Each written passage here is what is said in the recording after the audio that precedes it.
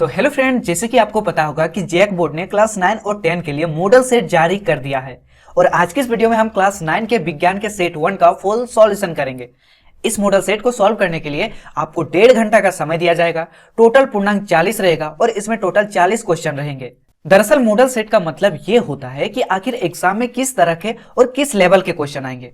तो अगर आपको विज्ञान में अच्छा नंबर लाना है तो आपको एक बार इन मॉडल सेट को जरूर देखना चाहिए, क्योंकि इसी से पता चलेगा कि एग्जाम में किस टाइप और किस लेवल के क्वेश्चन आने वाले हैं। इसलिए वीडियो को आप एक बार जरूर देखें। और हाँ, जानकारी के लिए आपको बता दें, क्लास 9 के गणित के मॉडल सेट 1 का फुल सॉल्यूशन का वीडियो अपलोड कर दिया है। तो अगर अभी तक आपने उसे नहीं देखा है तो उसे आई बटन पे क्लिक करके भी आप देख सकते हैं, या फिर डिस्क्रिप्शन बॉक्स में इसका लिंक चेक कर सकते हैं। और इसके साथ ही इस वीडियो को अपने दोस्तों के साथ शेयर भी कर दीजिए। तो चलिए वीडियो को शुरू करते हैं। तो अब क्वेश्चन नंबर 1 करेंगे, जिसमें क्वेश्चन क्या है कि निम्न में कौन सदिश राशि नहीं है। ऑप्शन ए है विस्थापन, ऑप्शन बी है त्वरण, ऑप्शन सी है वेग और ऑप्शन डी है दूरी।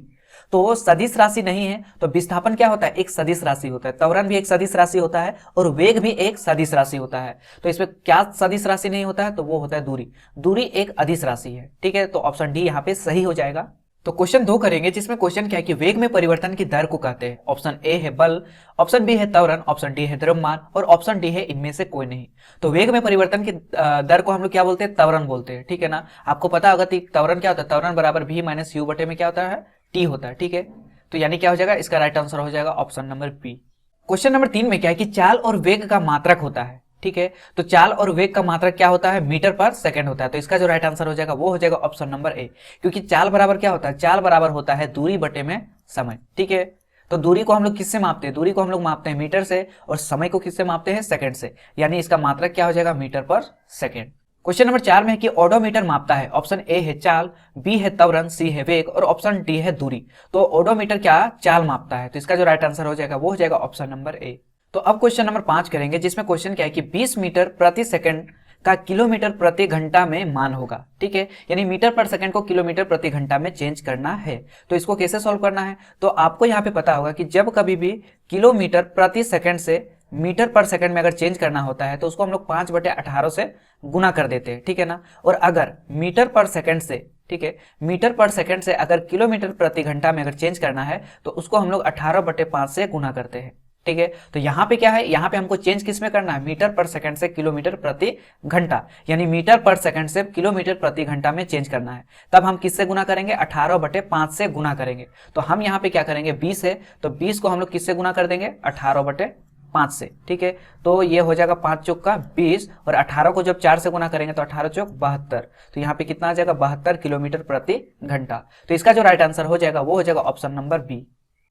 तो अब क्वेश्चन नंबर 6 करेंगे, जिसमें क्वेश्चन क्या कहा है कि एक कार की चाल 15 मीटर की दूरी तय करने में 18 किलोमीटर प्रति घंटा से 36 किलोमीटर प्रति घंटा हो जाती है, तो कार का त्वरण क्या होगा। ठीक है, यानी इसमें कार का त्वरण निकालने बोला है, यानी ए का वैल्यू निकालने बोला। ठीक है, तो क्वेश्चन में क्या क्या दिया है उसको सबसे पहले लिख लेते हैं। तो क्वेश्चन में यहाँ पे दिया है कार की चाल 15 मीटर की दूरी, यानी टोटल डिस्टेंस कितना दिया है, 15 मीटर, यानी यहाँ पे एस दिया है। ठीक है, एस बराबर दिया है कितना, 15 मीटर। ठीक है, फिर यहाँ पे क्या बोला है कि 18 किलोमीटर प्रति घंटा से 36 किलोमीटर प्रति घंटा हो जाती है। मतलब इसका प्रारंभिक वेग कितना है, u बराबर कितना है, u बराबर 18 किलोमीटर प्रति घंटा, ये क्वेश्चन में दिया है। ठीक है, तो 18 किलोमीटर प्रति घंटा है, तो अगर हम इसको चेंज करेंगे मीटर पर सेकंड में तो क्या करेंगे, तो अभी हम बताए थे कि अगर किलोमीटर प्रति घंटा को अगर मीटर पर सेकंड में चेंज करना है तो 5/18 से उसको गुना किया जाता है। तो इसको जब गुना करेंगे तो 18 कट जाएगा, यहाँ पे क्या बचेगा 5, यानी ये हो जाएगा 5 मीटर पर सेकंड। ठीक है ना, उसी तरीके से यहाँ पे क्या है कि 36 किलोमीटर प्रति घंटा हो जाती है, यानी भी का मान है ना, अंतिम वेग दिया है कितना, 36 किलोमीटर प्रति घंटा। ठीक है, तो अगर हम इसको मीटर पर सेकंड में चेंज करेंगे तो इसको हम लोग कितना से गुना करेंगे, 5/18 से करेंगे। ठीक है, तो क्या हो जाएगा, यहाँ पे हो जाएगा 18 दूना 36, 2 को जब 5 से गुना करेंगे तो कितना आएगा, 10 मीटर पर सेकंड। ठीक है, यानी यहाँ पे क्या क्या दिया है, एस दिया है 15 मीटर, यू कितना आया 5 मीटर पर सेकंड और भी कितना आया 10 मीटर पर सेकंड। ठीक है, यहाँ पे निकालना क्या है, कार का त्वरण, यानी ए का वैल्यू निकालना है। तो आपको गति के तीसरे समीकरण से पता होगा कि v² - u² बराबर क्या होता है, 2as, ये आपको पता होगा। ठीक है, तो यहाँ पे क्या है, आप देख सकते हैं कि v का वैल्यू कितना है, यहाँ पे आप देख सकते हैं 10 है, ठीक है। तो इस v के जगह पे क्या रखेंगे 10, तो 10 का क्या हो जाएगा स्क्वायर माइनस u का वैल्यू कितना है 5 है, तो u के जगह पे रखेंगे 5 और u का स्क्वायर है यानी 5 का भी स्क्वायर होगा। 2 का 2 रखेंगे a का वैल्यू कितना है, तो a का वैल्यू नहीं दिया है, a का वैल्यू निकालना है, यही ना त्वरण निकालना है, तो यहाँ पे a का क्या रखेंगे a ही रखेंगे, ठीक है। s क्या है दूरी, तो दूरी कितना दिया है 15 मीटर, तो यहाँ पे क्या रखेंगे 15 रखेंगे, ठीक है। अब देखो यहाँ पे क्या है कि 10 का स्क्वायर यानी 10 को जब 2 बार गुना करेंगे 10 गुना 10, तो 10 गुना 10 करने से कितना आएगा 100 आ जाएगा, तो यहाँ पे आ जाएगा 100 माइनस 5 को 5 का स्क्वायर यानी क्या 5 को जब 5 से गुना करेंगे तो क्या आएगा 5 या 25 आएगा, बराबर 2 को जब 15 के साथ गुना करेंगे तो कितना आएगा 30 और गुना में क्या है a है, ठीक है। तो हमको a का वैल्यू निकालना है, त्वरण का वैल्यू निकालना है, तो त्वरण के साथ क्या है 30 है, तो इसको बराबर का इस साइड लेके आएंगे, ठीक है ना। अब 100 में से अगर 25 को घटाएंगे तो क्या बचेगा 75 और ये 30 क्या है गुना में है, तो अगर बराबर का इधर लाएंगे तो ये क्या हो जाएगा भागा में चल जाएगा, यहाँ पे क्या बचेगा सिर्फ a बचेगा, ठीक है। तो अब हम इसको क्या करते हैं, इसको सॉल्व कर लेते हैं, ठीक है। तो ये 5 का टेबल में कटेगा 5 छक 30 और 15 पचे 75, यानी यहाँ पे क्या आया a बराबर कितना है 15 बटे में 6 आया, ठीक है। तो अगर हम 15 बटे 6 को अगर भाग करेंगे, ठीक है, यहाँ पे अगर हम भाग करके चेक कर लेते हैं कि 15 को अगर हम 6 से भाग करेंगे तो 6 दूना कितना आएगा 12, यहाँ पे कितना बचेगा 3, अब तो ये भाग नहीं जाएगा, तो यहाँ पे हम क्या लगाएंगे पॉइंट, और पॉइंट के बदले क्या आएगा 0, यानी 6 पचे 30, ठीक है। ये कितना बार में कटा 2.5, तो यहाँ पे इसका वैल्यू कितना आ जाएगा 2.5, ठीक है। अब यहाँ पे क्या त्वरण है, तो त्वरण का मात्रक क्या होता है मीटर पर सेकेंड स्क्वायर, ठीक है, यानी a का वैल्यू कितना आ गया 2.5 मीटर पर सेकेंड स्क्वायर, तो इसका जो राइट आंसर हो जाएगा वो हो जाएगा ऑप्शन नंबर ए। तो अब क्वेश्चन नंबर 7 करेंगे, जिसमें क्वेश्चन क्या है कि बल का एसआई मात्रक क्या होता है, ठीक है ना। तो बल का एसआई मात्रक होता है न्यूटन, तो इसका जो राइट आंसर हो जाएगा वो हो जाएगा ऑप्शन नंबर सी। तो अब क्वेश्चन नंबर 8 करेंगे, जिसमें क्वेश्चन क्या है कि 1 न्यूटन किसके बराबर होता है, ठीक है ना। तो आपको यहाँ पे फोर्स यानी बल का फॉर्मूला पता होगा, F इक्वल टू क्या होता है ma होता है, ठीक है।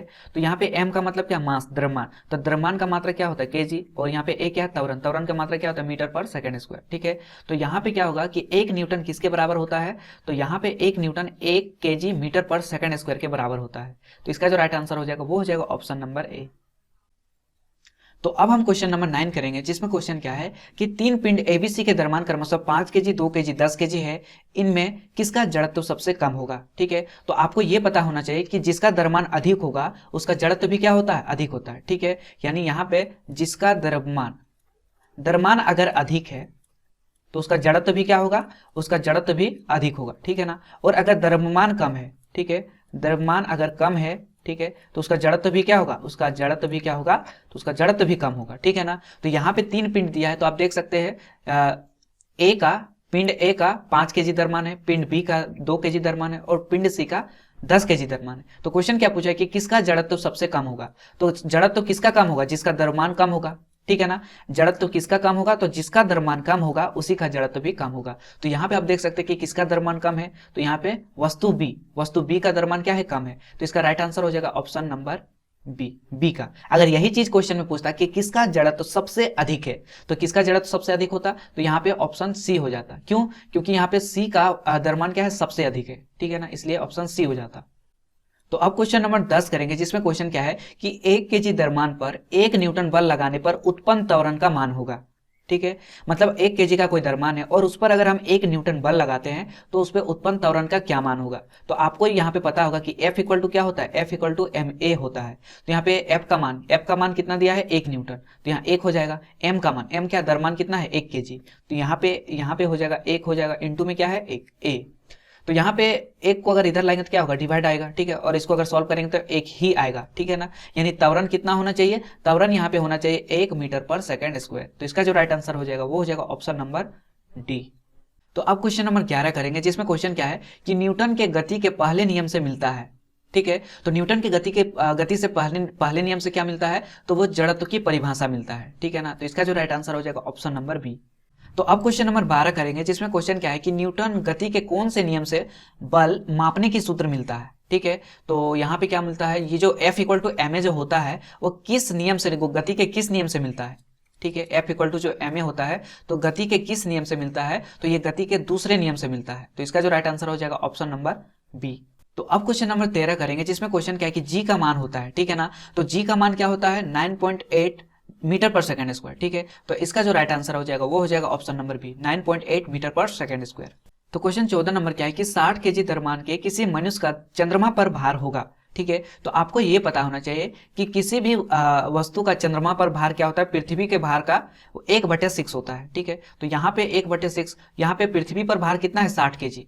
पृथ्वी पर भार है 60 केजी, तो यहाँ पे क्या होगा, चंद्रमा पर कितना हो जाएगा, तो यहाँ पे हम क्या करेंगे, इसको 60 यहाँ कर देंगे, क्योंकि पृथ्वी के भार का चंद्रमा पर कितना होता है, 1/6 होता है। तो इसको अगर हम काटेंगे तो कितना आएगा, 10, यानी यहाँ पे कितना आएगा, 10 न्यूटन। तो इसका जो राइट आंसर हो जाएगा वो हो जाएगा ऑप्शन नंबर डी, 10 न्यूटन।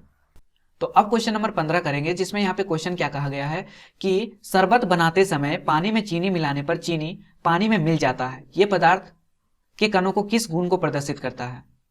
तो यहाँ पे ऑप्शन ए है पदार्थ के कणों के बीच रिक्त स्थान होता है, ऑप्शन बी में है पदार्थ गतिशील होते हैं, ऑप्शन डी में है पदार्थ चिकन एक दूसरे को आकर्षित करते हैं। तो इसका जो राइट आंसर हो जाएगा वो हो जाएगा ऑप्शन नंबर। तो अब क्वेश्चन नंबर 16 करेंगे, जिसमें क्वेश्चन क्या है कि निम्नलिखित में से कौन पदार्थ का उदाहरण है, क्या विचार पदार्थ है, क्या शीत पदार्थ है, क्या स्नेह पदार्थ है। तो यहाँ पे क्या हो जाएगा, इसका जो ऑप्शन हो जाएगा ऑप्शन नंबर सी सही हो जाएगा। शीतल पेय मतलब क्या, ठंडा जल, है ना।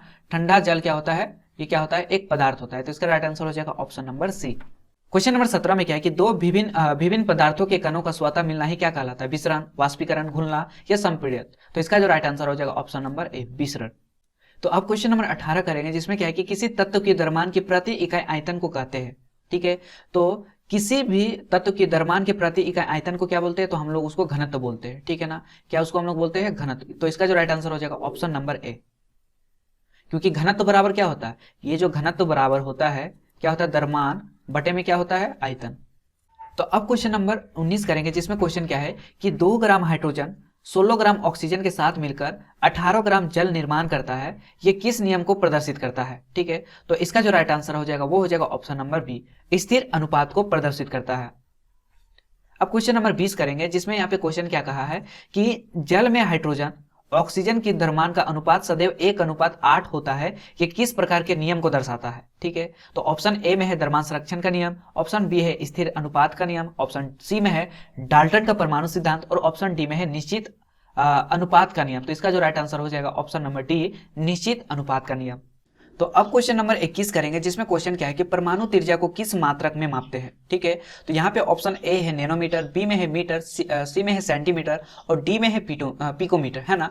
तो यहाँ पे परमाणु त्रिज्या का जो मात्रक होता है वह एंगस्ट्रॉम होता है। ठीक है ना, क्या होता है, एंगस्ट्रॉम होता है। ठीक है, लेकिन यहाँ पे ऑप्शन में एंगस्ट्रॉम नहीं दिया है, तो यहाँ पे आप नैनोमीटर के साथ जा सकते हैं, क्योंकि परमाणु को नैनोमीटर में भी मापा जाता है। ठीक है, तो अब क्वेश्चन नंबर 22 करेंगे, जिसमें क्वेश्चन क्या है कि परमाणु द्रव्यमान को किस इकाई में मापते हैं।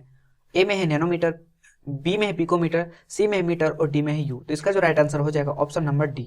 क्वेश्चन नंबर 23 में क्या है कि किसी पदार्थ का सूक्ष्मतम कण जो स्वतंत्र रूप से रह सकता है वो क्या कहलाता है, वो क्या कहलाता है, परमाणु कहलाता है।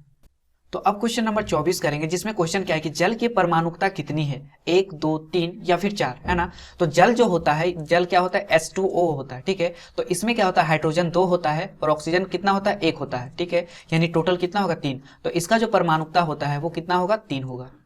तो अब हम क्वेश्चन नंबर 25 करेंगे, जिसमें क्वेश्चन क्या है कि निम्नलिखित में से किस यौगिक का परमाणुकता 5 है। ठीक है, तो परमाणुकता 5 किस यौगिक का होगा, चलो देख लेते हैं। सबसे पहले क्या है, अमोनिया। तो अमोनिया का जो फॉर्मूला होता है वो क्या होता है, NH3। ठीक है, तो इसमें आपको देखना है कि नाइट्रोजन का कितना एटम है। तो आप देख सकते हैं यहाँ पे नाइट्रोजन कितना एटम है, 1, और इसमें हाइड्रोजन का कितना एटम है, 3। तो इसको अगर टोटल एटम को अगर जोड़ेंगे तो कितना आएगा, 4। ठीक है, तो इसमें क्या है, इसका जो परमाणुकता कितना हो जाएगा, अमोनिया का 4 हो जाएगा। अगर इसी तरह अगर कार्बन डाइऑक्साइड का पूछा है, तो कार्बन डाइऑक्साइड का फॉर्मूला क्या होता है, CO2। तो इसमें कार्बन का कितना एटम है, आप देख सकते हैं कार्बन सिर्फ 1 है और इसमें ऑक्सीजन का एटम कितना है, 2 है। तो अगर दोनों को ऐड करेंगे तो कितना आ जाएगा, 3। मतलब कार्बन डाइऑक्साइड का परमाणुकता कितना होगा, 3 होगा। उसी तरीके से जल का जो फॉर्मूला होता है वो होता है H2O। तो इसमें आप देख सकते हैं हाइड्रोजन का एटम्स कितना है, इसमें हाइड्रोजन 2 एटम है और यहाँ पे आप देख सकते हैं ऑक्सीजन कितना है, 1 है। तो इसका जो परमाणुकता कितना हो जाएगा, 3 हो जाएगा। लास्ट बचा कैल्शियम कार्बोनेट। तो कैल्शियम कार्बोनेट का फॉर्मूला होता है CaCO3। तो यहाँ पे आप देख सकते हैं ये जो कैल्शियम है, ठीक है, ये जो कैल्शियम है इसमें कितना एटम है, 1 है। उसी तरीके से यहाँ पे अब क्या है, कार्बन का भी कितना एटम है, 1 है। और यहाँ पे ऑक्सीजन क्या है, O3 का मतलब इसमें ऑक्सीजन का एटम कितना है, 3 है। तो आप देख सकते हैं 3, 4 और 1 5, टोटल को जोड़ेंगे तो कितना आएगा, 5। मतलब यहाँ पे कैल्शियम कार्बोनेट का परमाणुकता कितना है, 5 है। तो इसका ऑप्शन नंबर सी सही हो जाएगा। तो अब क्वेश्चन नंबर 26 करेंगे, जिसमें क्वेश्चन क्या है कि कैल्शियम हाइड्रोक्साइड का सूत्र लिखिए। तो यहाँ पे कैल्शियम हाइड्रोक्साइड का सूत्र होता है CaOH2। ठीक है, ऑप्शन सी यहाँ पे ऑप्शन बी यहाँ पे सही हो जाएगा। तो अब हम क्वेश्चन नंबर 27 करेंगे, जिसमें क्वेश्चन क्या है कि नाइट्रिक अम्ल का आणविक द्रव्यमान ज्ञात कीजिए। ठीक है, तो सबसे पहले आपको समझना होगा कि नाइट्रिक अम्ल का फॉर्मूला क्या होता है। तो वो होता है HNO3। ठीक है, तो इसमें आप देख सकते हैं कि इसमें एक हाइड्रोजन है। ठीक है, फिर यहाँ पे आप देख सकते हैं इसमें एक नाइट्रोजन और यहाँ पे क्या है, 3 ऑक्सीजन है। ठीक है, तो यहाँ पे आपको पता होगा कि यहाँ पे हाइड्रोजन का परमाणु भार कितना होता है, तो 1 होता है। तो यहाँ पे हाइड्रोजन का परमाणु भार क्या होता है, 1 होता है। तो यहाँ पे क्या लिखेंगे, 1, फिर प्लस देंगे, 1 का 1 लिखेंगे। अब यहाँ पे क्या है, नाइट्रोजन, तो नाइट्रोजन का परमाणु भार कितना होता है, 14। तो यहाँ पे लिख देंगे 14 प्लस 3 का 3 लिखेंगे। ओ का मतलब क्या है कि इसमें ऑक्सीजन का परमाणु भार लिखना है। तो ऑक्सीजन का परमाणु भार कितना होता है, 16। ठीक है, अब हम इसको सॉल्व करेंगे। 1 को 1 से गुना करेंगे तो 1 आएगा, 1 को 14 से गुना करेंगे तो यहाँ पे 14 आएगा। अब 3 को जब 16 के साथ गुना करेंगे तो 16 तिया 48। ठीक है, तो अब इसको जोड़ देते हैं। 8 4 12, 12 और 1 क्या हो जाएगा, 13, 13 का 3, हाथ में 1, 4 और 1 5, 5 और 1 क्या आ जाएगा, 6, मतलब क्या आएगा 63। तो इसका जो राइट आंसर हो जाएगा वो हो जाएगा ऑप्शन नंबर ए। तो अब क्वेश्चन नंबर 28 करेंगे, जिसमें क्वेश्चन क्या है कि कोशिका की खोज किसने की। ऑप्शन ए में है रॉबर्ट हुक, बी में है लीवेन हुक, सी में है पुरोखंज और डी में है स्लीडेन तथा स्वान। तो इसका जो राइट आंसर हो जाएगा वो हो जाएगा option number A, Robert Hooke ने किया था और 1665 ईस्वी में किया था। ठीक है, तो यहां से ये भी पूछ सकता है कि रॉबर्ट हुक ने कोशिका की खोज कब की थी, तो 1665 ईस्वी में। तो अब क्वेश्चन नंबर 29 करेंगे, जिसमें क्वेश्चन क्या कहा है कि निम्नलिखित में से कौन जीव एक कोशिकीय जीव है। ठीक है, तो यहाँ ऑप्शन ए है पैरामीशियम, बी है कवक, सी है आम और डी है अंडाणु। तो यहाँ पे एक कोशिकीय जीव क्या है, पैरामीशियम। ठीक है, तो इसका राइट आंसर हो जाएगा ऑप्शन नंबर ए। तो अब क्वेश्चन नंबर 30 करेंगे, जिसमें क्वेश्चन क्या है कि पादप कोशिका की सबसे बाहरी परत क्या है। ऑप्शन ए है प्लाज्मा झिल्ली, बी है कोशिका भित्ति, सी है केंद्रक और ऑप्शन डी है कोशिका द्रव। तो पादप कोशिका की सबसे बाहरी परत को हम लोग क्या बोलते हैं, कोशिका भित्ति बोलते हैं। तो अब क्वेश्चन नंबर 31 करेंगे, जिसमें क्वेश्चन क्या है कि कोशिका भित्ति बनी होती है। ऑप्शन ए है प्रोटीन, बी है कार्बोहाइड्रेट, सी है सेलुलोज और ऑप्शन डी है लिपिड। तो कोशिका भित्ति किससे मिलके बना होता है, वो सेलुलोज से मिलके बना होता है। यहाँ पे ऑप्शन सी सही हो जाएगा। तो अब क्वेश्चन नंबर 32 करेंगे, जिसमें क्वेश्चन क्या कहा है कि कोशिका झिल्ली का कोशिका के बाहर से अपने भोजन तथा अन्य पदार्थों की ग्रहण करने की प्रक्रिया को क्या कहते हैं। ठीक है, तो इसको हम लोग बोलते हैं इंडोसाइटोसिस, है ना। तो इसका जो राइट आंसर हो जाएगा वो हो जाएगा इंडोसाइटोसिस। तो अब क्वेश्चन नंबर 33 करेंगे, जिसमें क्वेश्चन क्या है कि कोशिका में आनुवंशिक गुणों की सूचना कहाँ होती है। ठीक है, माइटोकॉन्ड्रिया, कोशिका द्रव्य, राइबोसोम और डी में है गुणसूत्र। तो इसका जो राइट आंसर हो जाएगा ऑप्शन नंबर डी। तो अब क्वेश्चन नंबर 34 करेंगे, जिसमें क्वेश्चन क्या है कि लाइसोसोम कौन बनाता है। ऑप्शन ए में है माइटोकॉन्ड्रिया, बी में है कोशिका द्रव्य, सी में है राइबोसोम और जी में है गाल्जी उपकरण। तो इसका जो राइट आंसर हो जाएगा वो हो जाएगा ऑप्शन नंबर डी, गाल्जी उपकरण। तो अब क्वेश्चन नंबर 35 करेंगे, जिसमें क्वेश्चन क्या है कि किसी विशेष कार्य को करने के लिए कोशिका एक विशेष समूह बनाती है। इस समूह को क्या कहते हैं। ठीक है, तो इसका जो राइट आंसर हो जाएगा ऑप्शन नंबर सी, उत्तक। तो अब हम लोग क्वेश्चन नंबर 36 करेंगे, जिसमें क्वेश्चन क्या है कि तना के शीर्षक भाग में कौन सा उत्तक पाया जाता है। तो इसका जो राइट आंसर होगा ऑप्शन नंबर ए। तो आप देख सकते हैं ऑप्शन नंबर ए और ऑप्शन नंबर डी क्या है, दोनों यहाँ पे एक ही है। तो आप ऑप्शन डी या फिर ऑप्शन ए यहाँ पे कोई भी टिक कर सकते हैं। ये क्या करता है, ये तना की वृद्धि, है ना, ये तना की वृद्धि करने में सहायता करता है। और ये जो है, ये जो उत्तक है, ये तना और जड़ दोनों में पाया जाता है। तो अब क्वेश्चन नंबर 37 करेंगे, जिसमें क्वेश्चन क्या है कि पौधे में पत्तियों द्वारा बने हुए भोजन का संवहन पौधे के सभी भागों में कौन उत्तक करता है। ऑप्शन ए में है जाइलम, ऑप्शन बी में है फ्लोएम और ऑप्शन सी में है वीप ज्योतक और ऑप्शन डी में है पैराकाइमा। तो इसका जो राइट आंसर होगा ऑप्शन नंबर बी, फ्लोएम। तो अब क्वेश्चन नंबर 38 करेंगे, जिसमें क्वेश्चन क्या है कि अस्थि एवं मांसपेशियों को जोड़ने वाली रचना है। तो क्या है, लिगामेंट है, टेंडन है, तंत्रिका है या मांसपेशी है। ठीक है, तो अस्थि, अस्थि मतलब क्या होता है, हड्डी, हड्डी और मांसपेशी को जोड़ने वाले को हम लोग क्या बोलते हैं, टेंडन बोलते हैं, है ना। तो ये टेंडन हो जाएगा। अगर यही चीज अगर अस्थि से अस्थि होता, ठीक है, अगर अस्थि से अस्थि होता तो उसको क्या बोलते हैं हम लोग, तब उस सिचुएशन में हम उसको लिगामेंट बोलते हैं। ठीक है ना, लेकिन यहाँ पे क्या बोला है, अस्थि एवं मांसपेशियों को जोड़ने वाले की रचना को क्या हो, टेंडन होता है। ठीक है, तो इसका राइट आंसर हो जाएगा ऑप्शन नंबर बी। तो अब क्वेश्चन नंबर 39 करेंगे, जिसमें क्वेश्चन क्या है कि नारियल के रेशे में कौन उत्तक पाया जाता है। तो यहाँ पे इसका ऑप्शन हो जाएगा ऑप्शन नंबर सी सही हो जाएगा, स्क्लेरेनकाइमा। तो अब क्वेश्चन नंबर 40 करेंगे, जिसमें क्वेश्चन क्या है कि अस्थि एक उत्तक है। तो अस्थि कौन सा उत्तक होता है, ये एक संयोजी उत्तक होता है। तो इसका राइट आंसर हो जाएगा ऑप्शन नंबर ए।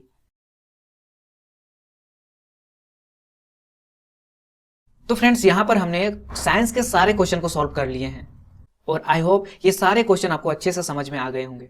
तो अगर ये वीडियो आपको पसंद आए तो इस वीडियो को लाइक कीजिए और अपने दोस्तों के साथ शेयर कीजिए और इस चैनल को सब्सक्राइब भी कर लीजिए, क्योंकि इस चैनल में आपको सभी सब्जेक्ट के चैप्टर वाइज एमसीक्यू क्वेश्चन का सॉल्व किया जाएगा। इसलिए आप चैनल को सब्सक्राइब कर नोटिफिकेशन बेल आइकन को भी दबा लीजिए। तो चलिए फ्रेंड्स, अब हम मिलते हैं इंग्लिश के क्वेश्चन के साथ। तब तक के लिए गुड बाय।